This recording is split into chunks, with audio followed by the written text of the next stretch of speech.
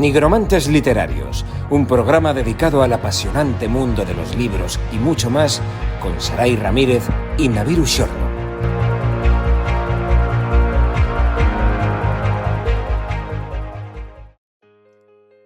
Bienvenidos a Nigromantes Literarios, el programa 7 de esta temporada, y tenemos hoy a una entrevista. Tenemos a un escritor increíble.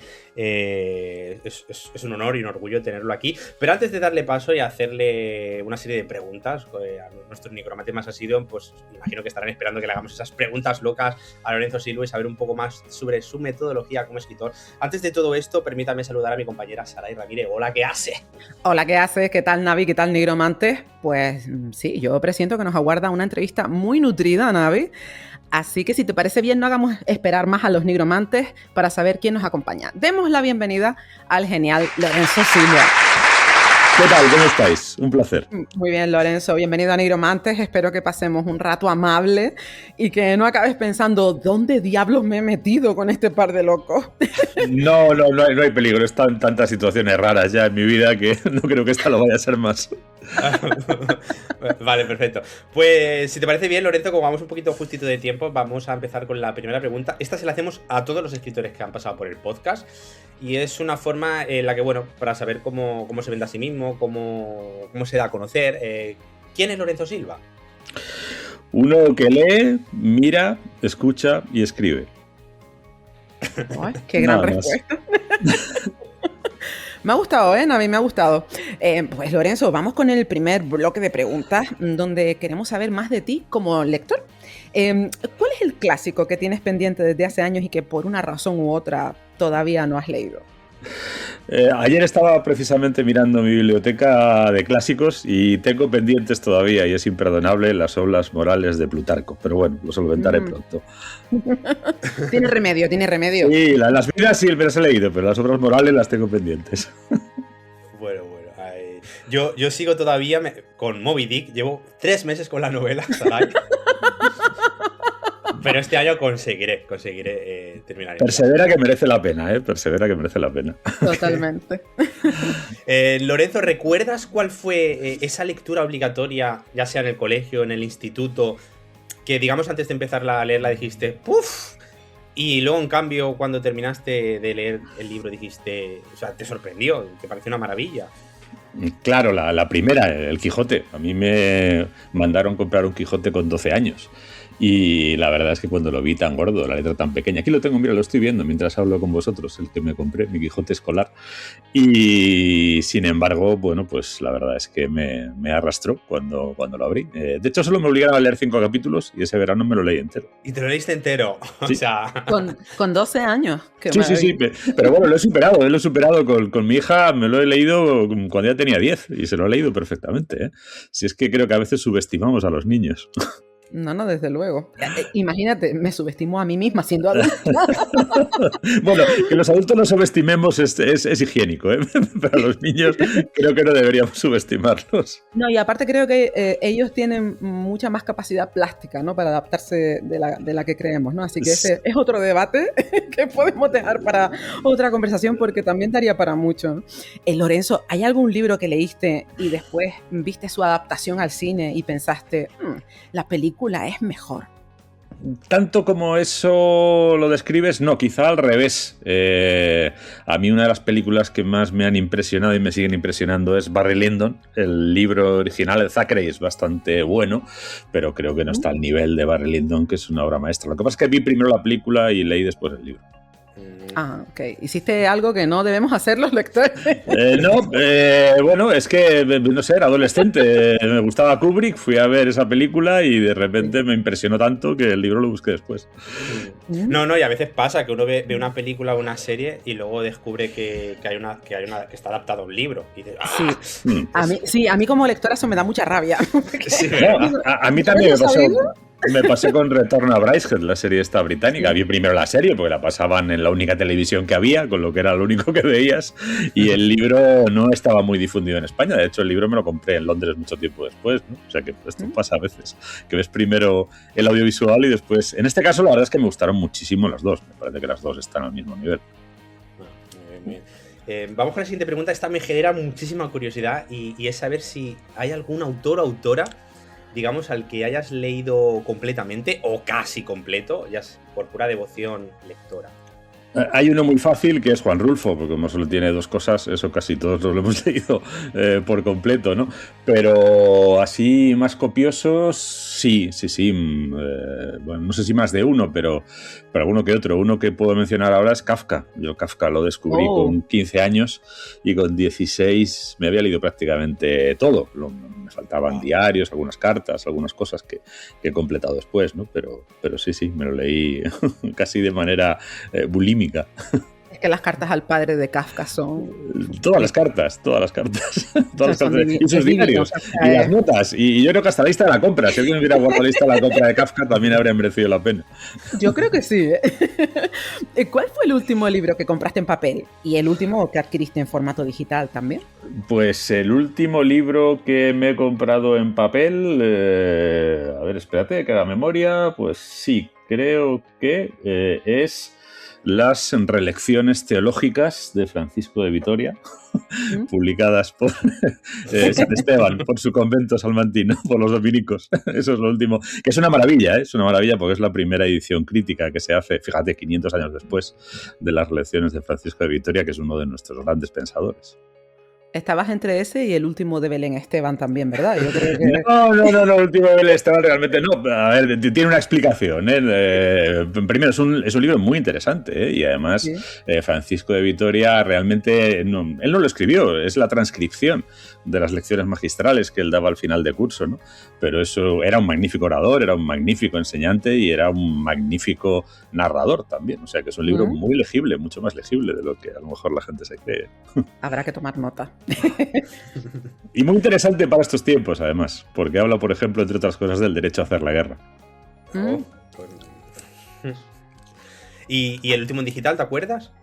El último en digital, sí, hasta su total exterminio, de Arnau Fernández Pasalobos, que es una historia de la lucha contra el maquis. Desde el lado desde el que no se ha contado normalmente, que es la Guardia Civil. Es decir, el maquis siempre se cuenta desde el lado del maquis y aquí pues Arnau se ha metido un poco en los archivos de la Guardia Civil para ver cómo vivían los guardias civiles que luchaban contra el maquis. Es un libro muy interesante, ¿eh? Es un joven investigador, un joven historiador que ha hecho un trabajo magnífico. A quien le interesa el tema, que a lo mejor no es mucha gente, se lo recomiendo. No, aquí estamos nosotros aumentando lista de pendientes, ¿eh? Sí. Yo luego los voy a bichear, que me ha generado mucha curiosidad. Sí. Bueno, ahora que estamos aquí en Petit Comité, me gustaría saber, Lorenzo, si hay algún libro que hayas empezado varias veces y nunca lo hayas conseguido terminar. Sí. De hecho, varias veces. Yo creo que lo empecé 3 veces, pero me rendí para siempre, que es Paradiso de Lezama Lima, sinceramente. No le voy a negar valor, pero es que no entiendo por dónde va el libro. ¿Hasta qué parte del libro? Hay muchas palabras incomprensibles, no sé cuál es el itinerario que me propone y bueno, pues lo intenté 3 veces, me bajé y ya estaba. Bueno, aquí somos un poco cotillas, ya lo irás viendo, pero queremos saber qué libro estás leyendo ahora mismo. Pues ahora mismo, fíjate, me pillas que acabo de terminar un libro y estoy a punto de empezar. Vosotros un libro muy raro, vais a perdonar, pero bueno, es un libro sobre la guerra del Peloponeso. No es el clásico de Tucídides, que ya leí hace tiempo y me apasionó, sino que es un relato contemporáneo de la guerra del Peloponeso que se llama A War Like No Other, una guerra como ninguna otra.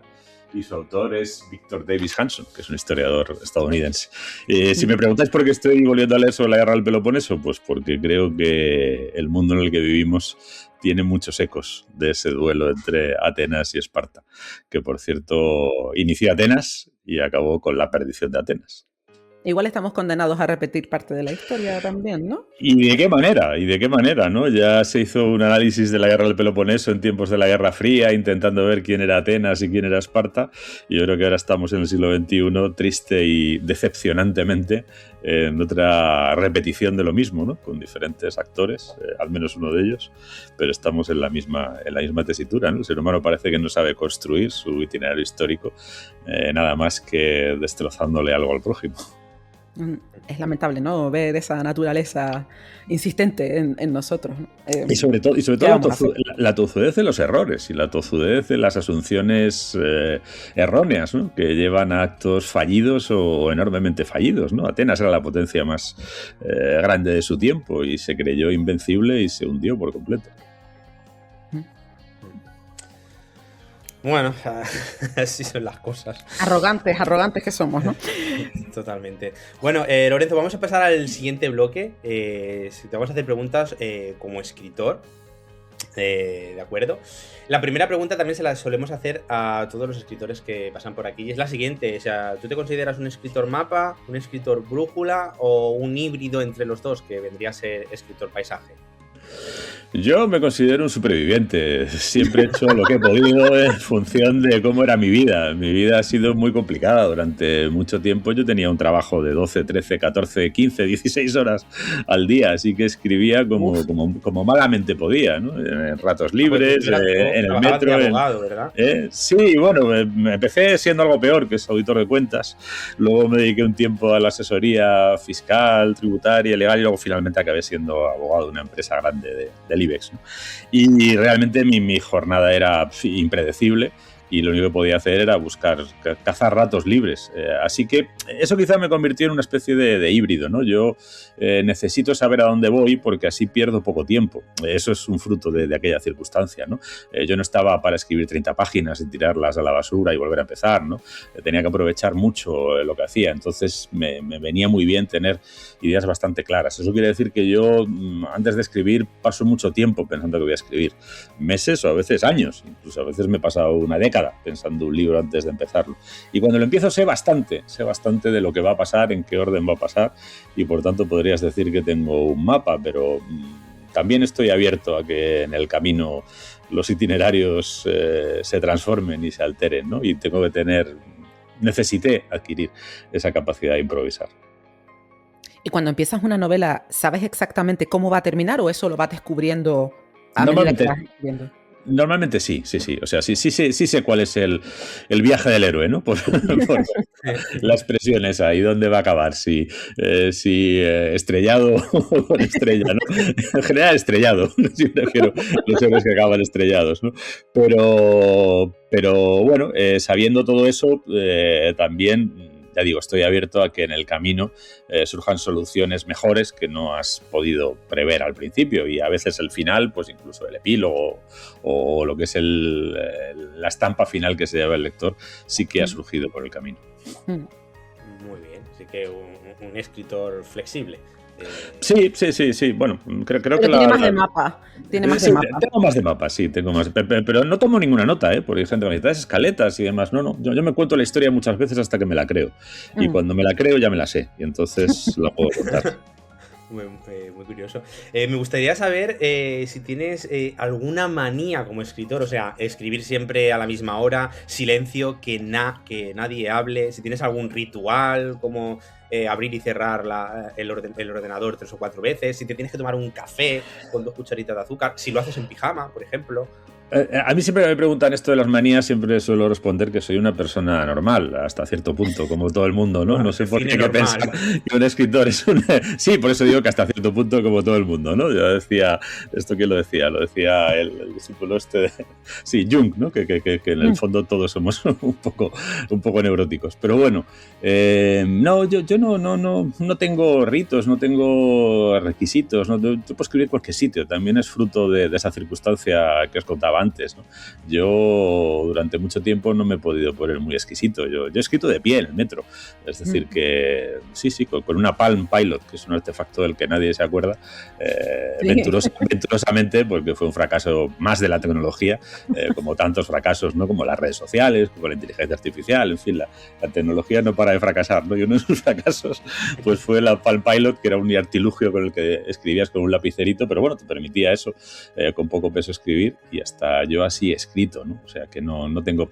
Prefiero escribir por la mañana temprano, prefiero escribir en silencio, prefiero tener buena luz, prefiero tener una buena mesa como la que tengo donde puedo extender todos mis libros, pero si no tengo nada de eso, pues me apaño. ¿Y escribes normalmente a ordenador o primero te gusta escribir a mano y luego pasas a ordenador? Yo escribo con ordenador desde que descubrí la existencia del procesador de textos, que es uno, igual que la tecnología a veces fracasa miserablemente, también a veces tiene grandísimos éxitos con el procesador de textos, ¿no? Cualquier persona como yo ha escrito con pluma estilográfica, ha pasado a máquina sus escritos, los ha vuelto a pasar con cada corrección, ha gastado hojitas de Tipex, ha gastado botecitos de Tipex y ha tenido que reescribir 30 páginas por de repente haber tachado una frase de 4 líneas en una novela que no tenía puntos y aparte. Pues cualquier persona que tiene esa experiencia atroz, cuando descubre el procesador de textos, dice: esto es el mejor invento desde la rueda.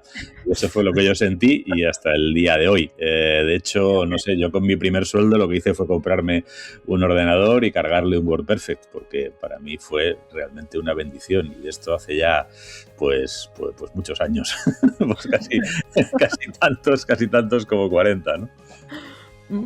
Bueno, ¿y cómo decides cuando una historia merece convertirse en novela y no quedarse pues en un relato, una nota para futuros proyectos?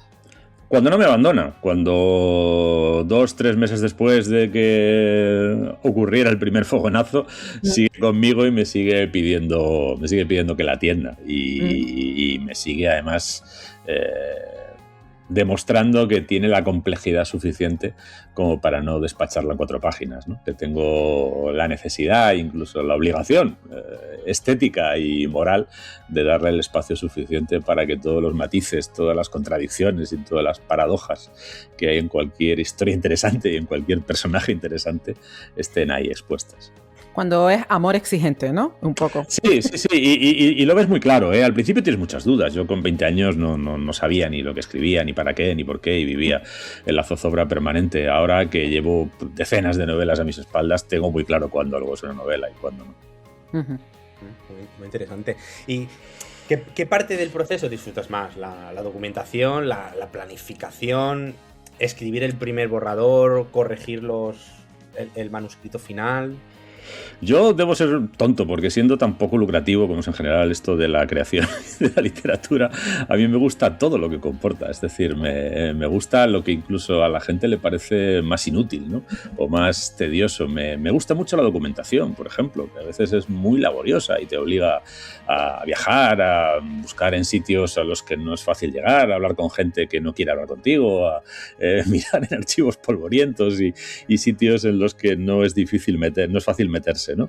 Pero también me gusta, en el extremo opuesto, tener el texto más o menos ya elaborado y corregirlo. Incluso disfruto corrigiéndolo las galeradas, porque como cambia la forma del texto, ves cosas que no veías en tu manuscrito, aunque mis manuscritos sean hechos por un procesador de textos, ¿no? Es decir, hasta en la corrección yo disfruto. Y escribiendo, que quizás es un poco donde se puede sufrir más, si no te sale la frase adecuada en un momento determinado, porque la mente no te fluye tan bien como te gustaría, pues también disfruto porque tiene algo de alquimia, incluso pelearte con esa palabra que no te sale o con esa frase que no terminas de redondear, porque sabes que es un esfuerzo que siempre tiene recompensa, ¿no? Aunque te tires 3 horas, aunque acabes a las 8 de la tarde con la cabeza ardiendo y pensando no lo he conseguido y lo tengo que intentar mañana, ¿no?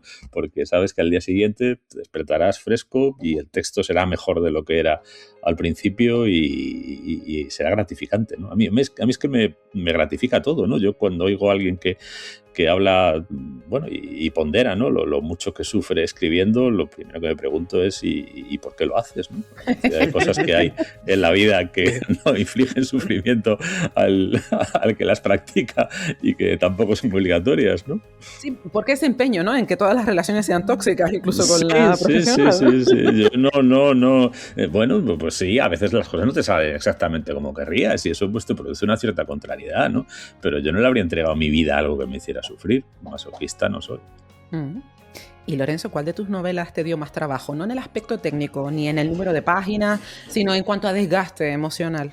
Una de las que escribí en esa época terrible, en la que tenía que... Porque es que me planteé quizá un desafío demasiado ambicioso para lo estrecha que era mi circunstancia vital. Es una novela que se llama La sustancia interior, que yo creo que he reescrito 3 veces y 2 veces la reescribí en esos primeros años y pues la escribí, cuando la empecé a escribir, en el año 92 aproximadamente. La primera redacción la hice del 92 al 94 y del 94 al 96 estuve reescribiéndola, fundamentalmente tachando. Lo que hice fue quitar, pero no quitarle páginas, sino quitar casi frase a frase. Y la verdad es que me costó mucho. Era una novela muy, muy ambiciosa, quizá para la edad que tenía y para el momento vital en el que estaba, que me permitía escribir muy mal. Además, yo acababa de cambiar de trabajo, tenía mucha responsabilidad profesional, acababa de montar mi casa, firmar una hipoteca. todo era muy difícil en mi vida y me planteé una novela quizá especialmente difícil. En la serie de Bevilacqua y Chamorro, que bueno, es una de las series más conocidas de los libros que tú has publicado, ¿ha habido algún momento en que hayas sentido que los personajes te pedían ir en una dirección distinta a la que tú habías planeado? La verdad es que no de esa manera tan clara, ¿no? O tan perceptible. Yo llevo 30 años viviendo con ellos. Eso quiere decir que somos... Sí. La primera novela yo la escribí en el 95, se publicó en el 98, porque no encontré editor al principio, pero yo la escribí en el 95 y llevan en mi cabeza desde entonces. Y además, desde que aparecieron, tuve la sensación de que era gente que se iba a quedar conmigo. Y entonces pasó mucho tiempo. He pasado mucho tiempo en estos 30 años intentando saber quiénes son. Y lo que no hago es plantearles, ni plantearme nunca con ellos, algo que no sea congruente con lo que son. Soy bastante consciente de lo que pueden y no pueden hacer. Entonces, cuando me planteo una historia, pues, el camino es el camino que ellos me piden ya, ¿no? Ellos me piden porque ellos tienen una existencia, no voy a decir que sea autónoma de mí, pero sí que tienen una entidad que no me permite hacer con ellos cualquier cosa. Yo no puedo manejarlos a mi antojo, ¿no? Los destruiría como personajes de ficción. Bueno, ese es el verdadero amor, ¿no? Dejar que quienes están cerca de uno sean como quieren ser, en parte, ¿no? Sí, es que son así, es que lo contrario sería estropearlos como personajes y cargarme sus historias. Yo creo que sus historias son las que ellos permiten que sean y a eso me pliego yo. Yo creo que en este momento yo estoy al servicio de ellos, no ellos a mi servicio. Qué hermoso es escuchar a un profesional hablar con tanta pasión de su trabajo, ¿verdad, Navi? Sí. Lorenzo, ¿qué aprendiste como escritor después de ganar el premio Planeta?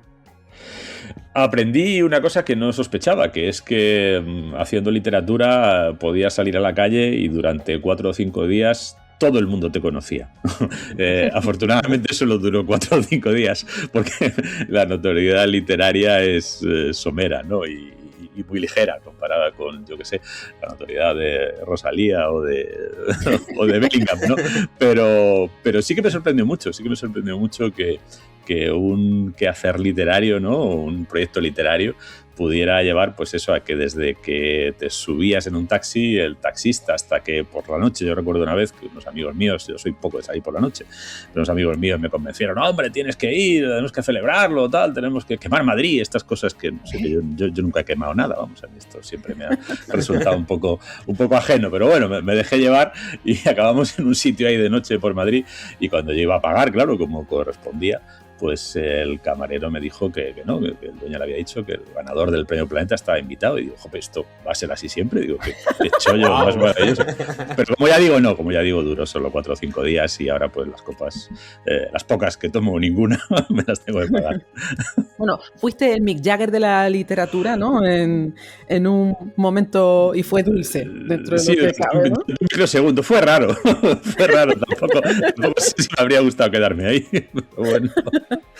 A todo se acostumbra uno, ¿eh? También, rápido. No sé yo. Mira, yo una vez llegué a Caracas, nunca lo olvidaré, y había, cuando se abrieron las puertas del aeropuerto, había como 5.000 chicas, entonces ahí mirando, expectantes, ¿no? Y yo dije, hombre, esto no es por mí, debe ser por alguien que viene detrás. Y miré, y detrás efectivamente venía Alejandro Sanz. Y la cara de pánico que yo vi en ese hombre, dije, esto no es envidiable. Esto no es envidiable. No, desde luego, todo tiene sus pros y sus contras, ¿no? Pero no debe ser fácil manejar eso. No, vamos, yo me deslicé hacia los taxis tranquilamente y él pues tuvo que esperar a que viniera la gente de seguridad y todo eso, un engorro. Bueno, en ¿Cómo manejas el paso del tiempo en personajes que llevan tantos años contigo? 30 nada más y nada menos que llevan los guardias civiles. Y luego otra preguntilla que me gustaría hacerte es, o sea, como escritor ya consagrado, llevas, creo que has dicho, más de 40 años escribiendo, ¿qué consejo te habría gustado escuchar cuando empezaste en los inicios de todo? En cuanto al paso del tiempo, tengo una gran ventaja, que la tenemos todos, por cierto, no es individual, no es personal ni exclusiva. El tiempo también pasa por mí. El tiempo pasa por todos los seres humanos. Y yo creo que si uno está atento a ese proceso, que es un proceso de... Por un lado, el tiempo te erosiona, pero por otro lado el tiempo te perfila. Entonces, bueno, pues depende de dónde quieras mirar, ¿no? En literatura a veces hay que mirar hacia la erosión, pero también es interesante mirar hacia cómo el tiempo perfila a los seres humanos. Y eso es lo que intento hacer cuando me planteo cómo les va afectando el tiempo a ellos, ¿no? A partir de cómo me va afectando el tiempo a mí. Intento también que el tiempo sea compasivo con ellos. No me quiero ensañar con personajes que me han dado tanto y a los que les estoy tan agradecido. No los quiero maltratar, no los quiero degradar, no los quiero... No sé, por ejemplo, Henning Mankell, creo que se dice Mankell en sueco, le hizo una cosa terrible a su personaje estrella Kurvalander, que es que lo sumió en un declive cognitivo, ¿no? Yo nunca le haría eso, ni a chamorro, ¿no? Si algún día tengo que escribir su final, que no lo sé, tampoco me lo he planteado, desde luego intentaré darles un final un poco más airoso que ese.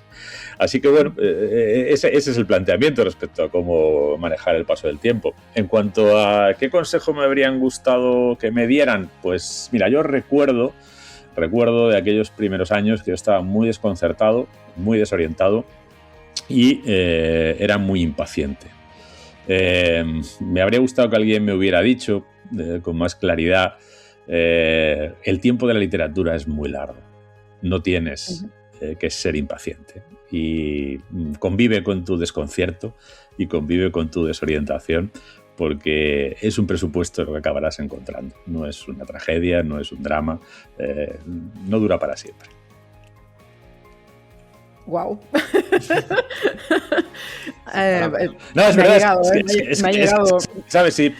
A un futbolista nunca le diría eso. A un futbolista le diría, o a los 18 años estás en la élite o retírate, porque vas a ser del montón. Y además a los 35, como tarde, serás un mueble viejo. Y si echas 14 horas en el gimnasio como Cristiano Ronaldo, aguantarás hasta los 40. Pero a los 40 tu vida como futbolista dejará de tener sentido. Afortunadamente, para un escritor, la literatura es un quehacer que prácticamente puede mantener hasta la tumba, no siempre con la misma energía, pero hasta la tumba. Y eso es un camino muy largo, en el que hay mucho tiempo para hacer cosas. Claro. No hay que tener ninguna prisa. Y donde los años también son una ventaja dentro de lo que cabe, ¿no? Porque sí, aportan muchas cosas. Sí, quitan energías, Yo antes podía escribir 14 horas al día y al día siguiente otras 14 sin despeinarme, o podía trabajar 12 horas al día y levantarme el día siguiente a las 4 de la mañana y escribir 3 y hacerlo como una lechuga. Ahora evidentemente no, pero a cambio tienes otras cosas. ¿Cuántos borradores suele tener una novela tuya antes de que la consideres lista para entregar? Millones, porque yo reescribo permanentemente. Yo cuando escribo el capítulo 1 lo releo, y cuando lo he releído varias veces paso al 2, y cuando escribo el 2 vuelvo a releer el 1 y el 2 varias veces, y así hasta el que sea. Es decir, que hay páginas mías que cuando las publico pues a lo mejor las he releído 40, 50, 60, 80, 100, 200 veces, no lo sé. Eso antes, por ejemplo, era una tragedia, pero para eso me sirve a mí el ordenador, ¿no? El procesador de textos, para poder estar corrigiendo permanentemente. Eso te iba a decir, digo, por lo menos ahí sabes que no vas a gastar papel ni... No, de verdad es una maravilla. Yo cuando vi por primera vez funcionar un procesador de textos, que nunca lo olvidaré, fue en la Facultad de Filosofía de la Complutense en el año 1985, fíjate si lo tengo grabado a fuego. Yo no hacía filosofía, pero un amigo mío sí, y en lógica, pues el profesor, que era un friki de las máquinas, había comprado un ordenador y uno de esos primeros procesadores de textos, te hablo del año 85, y cuando yo lo vi funcionar y vi recolocarse todo el párrafo después de una corrección, casi me asomaron lágrimas a los ojos, O sea, casi me eché a llorar, porque dije, esto, ¿quién lo ha inventado? ¡Qué maravilla! ¿Qué magia es esta, no? Sí. No lo he vuelto a sentir con ninguna Vamos con tecnológico. con la última pregunta de este bloque. Y es, a mí me gustaría saber qué estás escribiendo en la actualidad. Pues mira, estoy escribiendo, a ver, no, siempre cuando estoy escribiendo me gusta decir poco, pero ya antes he dado una pista y daré otra, pero general, ¿no? Estoy escribiendo sobre, y a la gente a lo mejor le va a sorprender, pero tiene una razón y espero poder justificarlo cuando salga el libro. Estoy escribiendo una historia donde los personajes son teólogos del siglo XVI entre París, Flandes, Burgos, Valladolid y Salamanca. Buen cóctel. Sí, son teólogos que se mueven, teólogos viajeros, pero sí. Y además cosmopolitas y de distintas nacionalidades. Mis personajes son de distintas nacionalidades. Hay españoles, belgas, suizos, franceses. Eso es crear hype, Lorenzo. No. Son teólogos, no le voy a callar a nadie. Pero los teólogos del siglo XVI eran gente muy interesante. Bueno, estaremos esperando con mucha ansiedad, ¿no? Esa publicación. Lorenzo, nos embarcamos ahora en el bloque que más suelen disfrutar los nigromantes, que es el de las preguntas locas. Bueno, aquí muy bien. Es cuando puede que te arrepientas de haber aceptado esta entrevista. No creo. He hecho cosas peores. Hasta ahora he hecho cosas peores. Bueno, empezamos. ¿Tienes idea de por qué te pusieron Lorenzo, tus padres? Esa es muy fácil. Mi abuelo se llamaba Lorenzo y en Andalucía, donde es originaria mi familia paterna, existe una tradición que es ponerle al nieto el nombre del abuelo. Bello. Sí, es así. Además es una historia. Tengo varios primos varones mayores que yo y ninguno se llama Lorenzo. Y mi abuelo creía ya que nadie le iba a poner Lorenzo a ninguno de sus hijos hasta que mi padre, que era su hijo menor, pues me puso Lorenzo. Le dijo, lo hago yo. Sí. Bueno, en la familia de mi padre la tradición era todos. O sea, mi abuelo se llama Antonio, mi padre Antonio, mi hermano Antonio. Sí, de San Antonio, Toñito, Toñín, Toñito segundo. Sí. Y ahora mi hermano tiene el hándicap de que cuando vaya a tener un hijo, mi padre ha dicho se tiene que llamar Antonio sí o sí. Sí, yo a mis hijos, que ninguno ha tenido hijo todavía, no le he dicho nada, que hago lo que pero esa conversación ya se tendrá más adelante. Que haga lo que les dé la gana. No, les he dicho ya que hagan lo que les dé la gana. Oye, bastante responsabilidad es tener y criar un hijo ahora como para encima andárselo complicando a quien lo asume. Bueno, le puede poner dos nombres, un nombre compuesto. Lo que quiera. Lo que quieran. ¿Recuerdas si tuviste algún apodo en la infancia o en la adolescencia y cuál era el más ridículo de los apodos que te pusieron? Pues yo creo que era ridículo sobre todo porque denotaba una escasez de ingenio bastante alarmante, ¿no? Yo tenía bastantes pecas de pequeño y entonces me llamaban plato de lentejas, que es una cosa muy original y muy ingeniosa, que demuestra que quien te lo ponía... ¿Te cabreaba cuando te lo decía? ¿Eh? ¿Te cabreaba cuando te lo decía? No, porque las pecas tampoco te dificultan la vida en ningún aspecto, vamos. Debo reconocer que eso me ha gustado, el apodo, pero no lo encuentro algo malo, sino lo que tú comentas, ¿no? Ingenioso. Sí. Si tuvieras que intercambiar vidas con un personaje de dibujos animados durante una semana, ¿a cuál elegirías?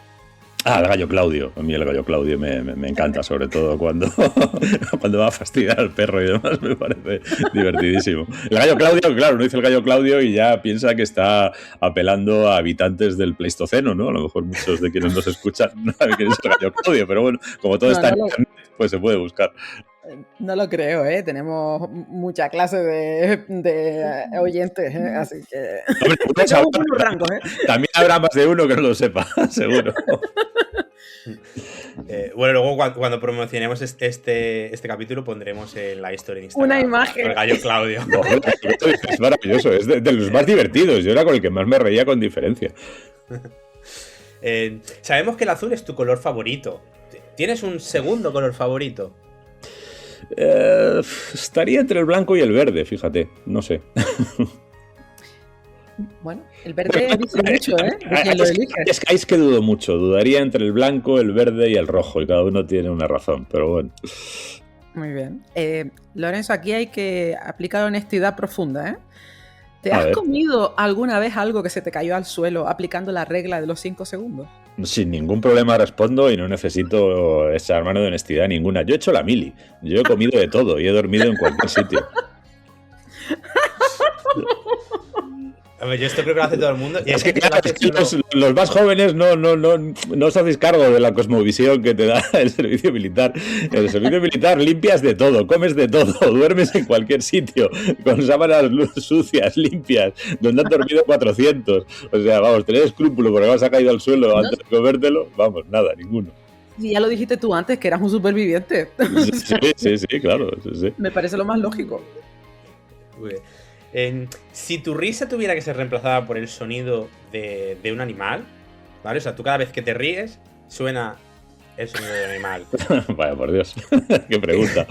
No, mira, a mí hay una cosa que me gusta mucho porque además lo oigo todas las mañanas, lo he oído hace un rato, que es el canto del mirlo. Vivo en un sitio donde hay mirlos y los mirlos, como sabéis, empiezan a cantar antes de que salga el sol. Y es un sonido que me... Bueno, pues no sé, elegiría ese. No, sería una risa bonita. Sí. Sí. Muy musical, ¿no? ¿Tienes pensado ver la película de la Odisea este verano? La acabaré viendo, ¿no? Pero hay cosas como que casi no te puedes sustraer a ellas. Tengo mis recelos porque la Odisea es una historia que está llena de posibilidades y temo que Hollywood, incluso aunque lo haya hecho un director que no es de los peores, pues se centre en las posibilidades menos interesantes, ¿no? Pero bueno, no seré a priorístico. Seguramente la veré y si tiene algo bueno, pues intentaré apreciarlo. Últimamente de Hollywood aprecio muy pocas cosas. Y lo que tiene éxito y lo que va a ganar todos los Oscars y demás, a mí son cosas que me parecen entre el disparate, el delirio y la majadería, pero bueno. Ahí queda.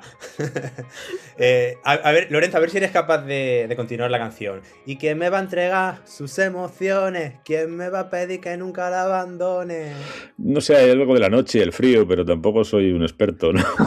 O sea, ¿habéis compartido avión? ¿Habéis compartido aeropuerto? Hemos compartido incluso premios, cuando el de la Comunidad de Madrid, sí.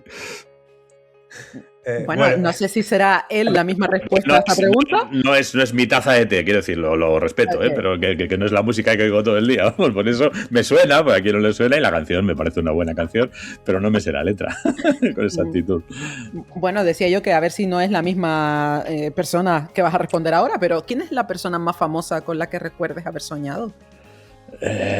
Pues mira, ahora mismo es que no me preguntes por qué, porque me está empezando a preocupar, pero en las últimas semanas he soñado varias veces con Donald Trump, que debe ser la persona más famosa del mundo. Además, son sueños delirantes, son sueños surrealistas, donde el lugar que ocupa Donald Trump en el mundo, pues no sé si se parece mucho al que ocupa en la realidad, y el lugar que yo ocupo respecto a Donald Trump no se parece nada, no sé muy bien qué significará, pero no voy a ahondar en ello, vaya. O sea, hay momentos que parecen pesadillas y hay momentos que parecen como una película de cine cómico. No sé muy bien qué significado tienen estos sueños. Era quien menos me esperaba, también tengo que decir. Pero tengo que decir, es que es lo que me viene a bote pronto, porque me ha pasado como, no sé, 3 o 4 veces el último mes y medio, a lo mejor. Mucha presencia también en medios, ¿no? Supongo. A mí hay una cosa que me llama mucho la atención de Trump. Todo el mundo desprecia a Trump y todo el mundo sobre todo lo menosprecia, ¿no? Yo diría que lo subestima. Pero Trump es un formidable comunicador. Trump ha entendido que el rango medio del destinatario de los mensajes que se mandan al público tiene un estándar bastante limitado y él siempre emite en esa onda. Por poco inglés que sepas, a Trump le entiendes todo. Y aunque sea para odiarlo, eso es una virtud, porque hay mucha gente que habla y no la entiendes. Porque dice desde luego, el plano de la comunicación que no sabes lo que significan. O sea, no sé, yo voy a poner, ejemplos, nuestros políticos en general. Y, oye, el tope de la gama son los políticos vascos, ¿no? Que hablan en una lengua elíptica, ¿no? Para no nombrar a las cosas por su nombre, sobre todo a ciertas cosas, ¿no? Que han formado parte de la realidad vasca que no quieren nombrar. Empiezan a hablar y dicen, ¿y esta gente por qué no llama nada por su nombre? Pues Donald Trump es todo lo contrario, llama a todo por su nombre, incluso sabiendo que decirlo le va a hacer odioso, como nos resulta a la mayoría de los que lo escuchamos, ¿no? ¿no? Desde luego está muy bien estudiado su personaje, él sabe perfectamente No, cómo va a afectar lo que dice. El discurso que hizo cuando empezó a bombardear Irán es un discurso, yo me lo oí de cabo a rabo. Y, o sea, no comparto nada de la visión de este hombre, no comparto esta decisión que me parece un disparate, pero a su público se lo ha vendido como nadie vende nada en este mundo ahora mismo. Y como sabe él que su público lo quiere, es decir, o sea, él tiene un control muy grande sobre cuál es el mensaje y a qué tipo de público tiene que complacer, ¿no? Lo tiene muy estudiado, es sí, algo... Sí. Y además es muy espontáneo, ¿eh? Quiero decir, no necesita prepararlo. Sin preparación le sale. No, está totalmente mecanizado, es decir... Eso tampoco es fácil, ¿eh? No, desde luego. Bueno, y por decir algo positivo de él, sale en Solo en Casa 2. ese detalle no lo recordaba. No me acuerdo el nombre del actor que hacía de niño, quiere eliminar la escena. Macaulay Culkin, sí. Sí, él quiere eliminar esa escena, no lo quiere en la película. Sí. Bueno, ahí lo tenemos, nos guste o no, ahí lo tenemos. Creo que te toca a ti, Navi, ¿no? Sí. Sí, perdón. Ha aparecido Trump en la conversación y nos hemos quedado todos como fuera de... Me han entrado ganas de comer ganchitos. Es que está omnipresente. Yo creo que no es extraño soñar con él. Está omnipresente. Lorenzo, ¿cuál es el sonido más extraño que sabes hacer? Realmente habilidades de esas así mecánicas tengo pocas. No soy consciente de ser capaz de hacer ningún sonido especialmente llamativo ni que tenga ningún interés. Solo he aprendido a hablar con dificultad. Y bueno, con dificultad no, ahí miento. Aprendí a hablar muy pronto. Pero nada más. Vale. Nos vamos a poner un poco tiernos. Dinos un regalo que te trajeran los Reyes Magos o Papá Noel cuando eras niño y que te hizo sentir pues el peque más feliz del mundo. Eso es muy fácil. Un año los Reyes Magos me trajeron el Scalestric. El circuito de Le Mans con 2 Porsches. Pocas veces he sido tan feliz en mi vida. El Scalestric hizo felices a muchos niños. No lo podéis entender, pero para los niños de mi edad el Scalestric significaba mucho realmente. Te iba a preguntar si te acuerdas de los colores de los coches.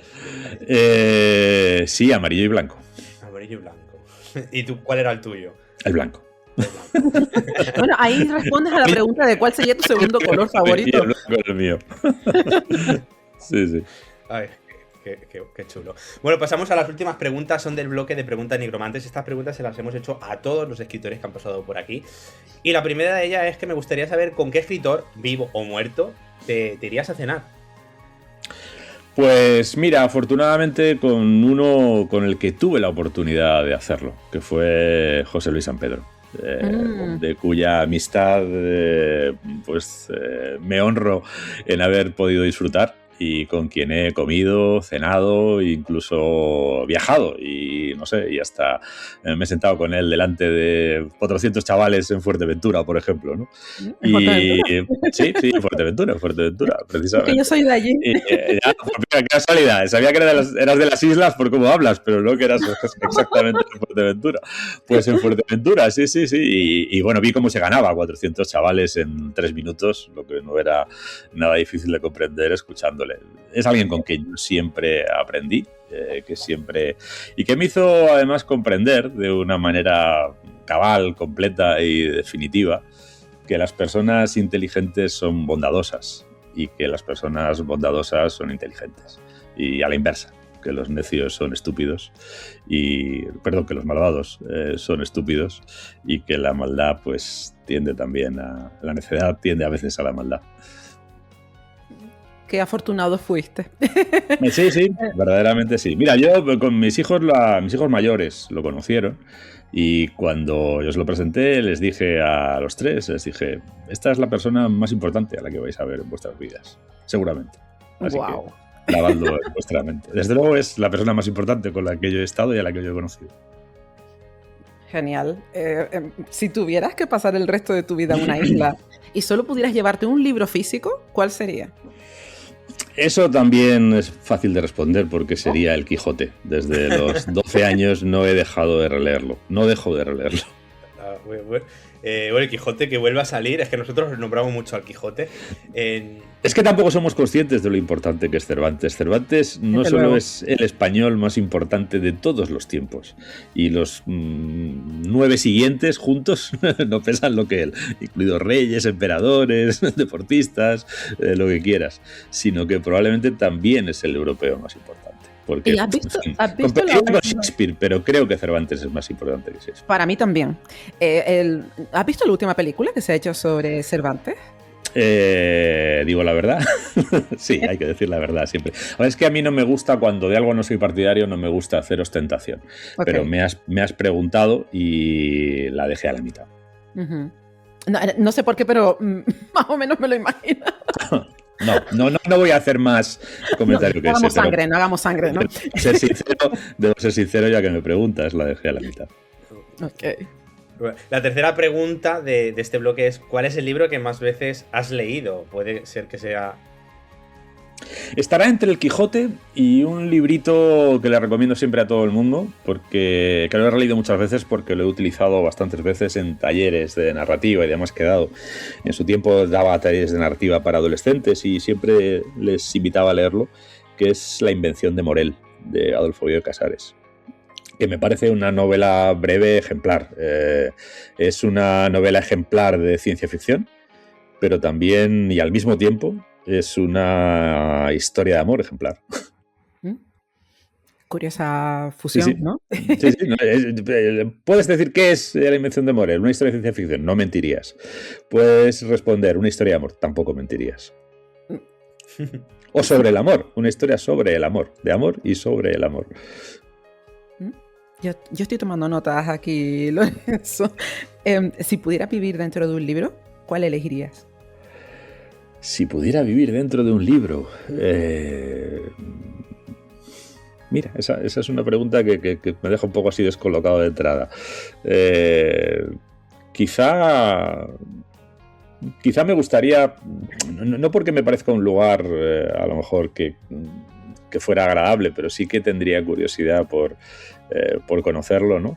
Me gustaría haber vivido en la Constantinopla, Bizancio, del Imperio Bizantino. Entonces, cualquiera de los libros que están ahí, no sé, pues por ejemplo, La historia secreta de Procopio de Cesarea, ¿no? Que es el que escribió sobre las miserias de la corte bizantina. Me habría gustado mucho conocer el Bizancio de... Cuando he ido a Estambul, donde solo quedan vestigios, restos, los restos me fascinan, ¿no? Esa ciudad, sobre todo, pues eso, cuando toda Europa estaba sumida en la oscuridad, ¿no? Debía ser un lugar realmente para estar ahí. Era un lugar muy peligroso, y con gente muy cruel y muy turbulento, pero creo que muy fascinante también. Muy bien. Y vamos ya con la última pregunta. Tienes que elegir una opción. La opción A es que el tiempo se detenga cuando lees. No envejeces, no te entra hambre, no necesitas dormir, simplemente el tiempo se detiene cuando lees y cuando dejas de leer el tiempo vuelve a avanzar. Y la opción B sería ser millonario. Ser millonario, tengo claro que sirve para facilitarte ciertas cosas, que no voy a decir que no sean importantes, pero que no son decisivas. Yo elegiría la primera opción si me dejas incluso tunearla un poco, ¿no? O sea, no solo leer, sino estudiar. Es decir, no leer sin más, sino leer subrayando, intentando aprenderte con cierta profundidad lo que estás leyendo. A mí hay algo que me produce mucha tristeza de los tiempos actuales, que es que cuando a la gente le pone una tarea, en lugar de estudiar para aprender a hacerla, busca una solución, un artefacto, un artilugio, una máquina, que además es propiedad de otro, para que se lo haga. Y hace la tarea, pero se pierde lo mejor, que es el aprendizaje, que es el estudio. Y además, mira, ahora estoy escribiendo sobre personas que dedicaron su vida a estudiar, toda su vida a estudiar. Y creo que en el estudio hay verdadera felicidad. En resolver tareas o en comprar lo que te apetece, hay satisfacción inmediata. La verdadera felicidad es algo más profundo y tiene más que ver con la lectura y hasta, pues eso, con el estudio. Hay cierta magia también, ¿no? En el estudio. Sí, a mí siempre me ha gratificado. O sea, siempre que he dedicado unas horas a través de un libro, a través de un archivo, de un documento, de una investigación en internet buscando yo el material, no pidiéndole a un agente que me lo busque o hablando con gente, siempre me parece que ese momento de mi vida ha valido la pena y que después de haberlo hecho mi vida también es mejor y mi capacidad de vivir mi propia existencia también es mejor. Bueno, qué maravilla, Lorenzo. Yo lamento. Si no fuera así, no lo diría. No, desde luego que has dicho muchas frases a lo largo de la entrevista que se me van a quedar grabadísimas. Por desgracia, para nosotros hemos llegado al final del programa. Ha sido un tremendo honor tenerte aquí, que nos hayas contado cosas tan interesantes. Espero que hayas pasado un rato agradable, que es lo que nosotros pretendemos en cada entrevista. Y aparte de darte las gracias, por supuesto, te invitamos a que regreses cuando quieras, porque esta es tu casa. Muchas gracias, ha sido muy amable, nada loco, me arrepiento y cuando queráis. Ya digo que he hecho cosas mucho más locas y mucho peores que esta, así que un placer. Bueno, Navi, gracias, Lorenzo, una vez más. Suscribo también tus palabras, Sara, déjame. Sí, perdona. Lorenzo, muchas gracias. A los nigromantes, dejen en comentarios pues qué libros han leído de él, si han leído alguno de La pareja de los guardias civiles o El blog del Inquisidor o cualquier otra novela que les apareció en la entrevista. Lorenzo, mil gracias también por habernos acompañado este ratito. Hemos conocido un poquito más de ti y ha sido un inmenso placer tenerte en este podcast. Gracias a vosotros, un placer, de verdad. Bueno, Navi, toca despedirnos de los nigromantes, pero solo hasta el siguiente programa. Así que, guapérrimos, hasta que llegue el día de nuestra cita, ya saben, lean mucho, pero sobre todo, sean muy felices. Has escuchado Nigromantes Literarios. No te olvides darle a like y suscribirte. ¡Gracias!